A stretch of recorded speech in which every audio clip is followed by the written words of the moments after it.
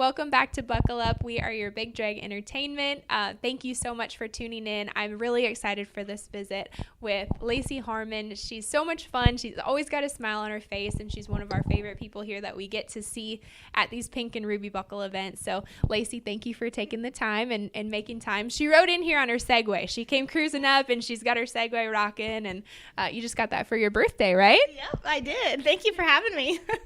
Yes, happy to have you here. Tell us about the horses that you're running this week. Well, I just have two entered. One is a traffic guy, 5-year-old mare in the futurity, and it's her third and fourth entry to run. So she's a little bit on the green side, but she's really nice. And then I have a Derby horse in the Derby, obviously, teed up in my socks, and she's a BHR, Frenchy socks. Yeah. So. Teed up in my socks. If people recognize that name, why might they recognize that name? Well, she was pretty special. She won a lot of money her futurity year, just over $200,000, and she's just a really fun horse. Really fun to watch too. I enjoy watching her videos, just the way she's so gritty and she just loves her job. You have had such a fun career already, and I feel like you're still early in it. Talk about some of those special horses that have been really milestone horses for you. Yeah, I've had so many great horses. Growing up, I always junior rodeoed, and we had quite a few mares, early on, and I just really liked doing the futurity thing, and so we jumped in riding Frenchman's Guys because they were just really user-friendly, and so I had a really special horse right out the gate when I just started futurity in. He was buckskin by Frenchman's Guy. His name was Guy's Cash Perks. And so he's really one that started my career, and he was just such a fun, easy horse. And, I mean, gosh, I've had so many good ones from here on out. Just the way you are, he was really special. He's still very special. He's now passed on to my niece. She runs him, which is extremely fun to see a horse that was at such a high level futurity horse be a good kid's horse now. And he loves his job. And he loves the kids. It's just really interesting to see a horse that, in that element, they're act silly, but then when you put a kid on them, they're just calm, and they just really like it. Teed Up in My Socks has been one of my favorites. She was out of a mare that I really loved, and she was very special to us, and we lost her a couple years ago. So Ariel was a very special horse just to have. It was emotional. But it was also exciting to see her do well and, have her shine. Yeah. But, gosh, there's just been so many. Well, it is. I love asking people that question because so often there's these milestone horses that they say, I was at this point in my career and then I got this horse and they really helped me level up. So I love asking that question.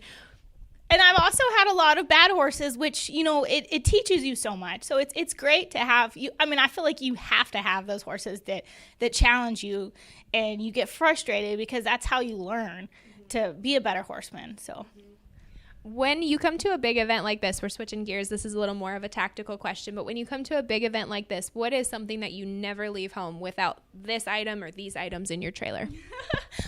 Mostly, veterinarian stuff for the horses. It was Astera, Gastrogard, fluids. I always take fluids with me. My vet taught me how to run a catheter and stuff, and that's been very beneficial because I've been in some pickles where, you couldn't have a vet to help you do something, and that's one of the most important things to me. It's been very helpful. Yeah, absolutely. You have earned the nickname the Slot Race Queen in the barrel racing community.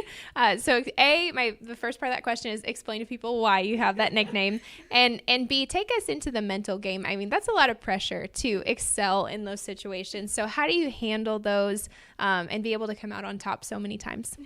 The best way I could say to handle it is just you got to not put pressure on yourself or the horse. I mean, in the situations that I won the slot race, which most of the time it was just their first run. And I think a lot of it's my attitude just because I just kind of laugh stuff off. If a horse messes up, I just kind of giggle. And I feel like that's helped me a lot. But, I wouldn't know any different because that's just who I am. Mm-hmm. And I do think that it does rub off on the horses because they're not stressed out or they're not nervous because I'm not. And I know it's a lot of money. It's a high entry fee, but you can't think about that. You just kind of have to think it's just a barrel race. You just got to go out there and run and do your best. And if you do good, good. If you do bad, it's not the end of the world, Yeah, exactly. There's always another barrel race, right? There's always going to be another barrel race somewhere down the line. This is a fun question, and we were talking a little bit before we hit record, so I'm excited to hear your answer. What is one unexpected thing that people may not know about you or your family? So my dad, he's not really into the horse scene as much in the public eye, but he is at home. He's a great help with foaling out our babies and stuff, but he is actually a drilling and blasting contractor. And so he gets to blow up stuff for a living. And everybody thinks that's very exciting. And not a lot of people know that about us. So, yeah. Tell us a little more detail. What kinds of things, what kind of projects does he work on? So he mostly blows up like mountain roadway cuts, a lot of gold mines, copper mines, but I would say most of his jobs are like building roadways to blow mountains to make the cuts and stuff. Yeah. Wow, interesting. So you're just blowing up records and he's blowing up mountains. Is that right? Yes, ma'am. Yeah, it's a pretty, everybody gets like, whoa, your dad blows up stuff for a living. That's really cool, Think about all the old, dynamite stories. But yeah, he loves his job, so. Well, that's a good answer to the unexpected question. I feel like with your job, right? Every year is a new year. You have a new crop of futurity colts. Then they become Derby horses. What are you really excited about for right now? Like if you think about the next 12 to 18 months of your life, what are you really, really excited about? I'm really, really excited about our studs babies. They are getting to run next year for, his first colts run next year. So that'll be very exciting to see how they do. And, you always have hopes and expectations. So it'll be very interesting to see. We have some that are out of some of our good mares. So I'm really excited about that. Wonderful. Well, I'm excited for you, and it'll be fun to watch those.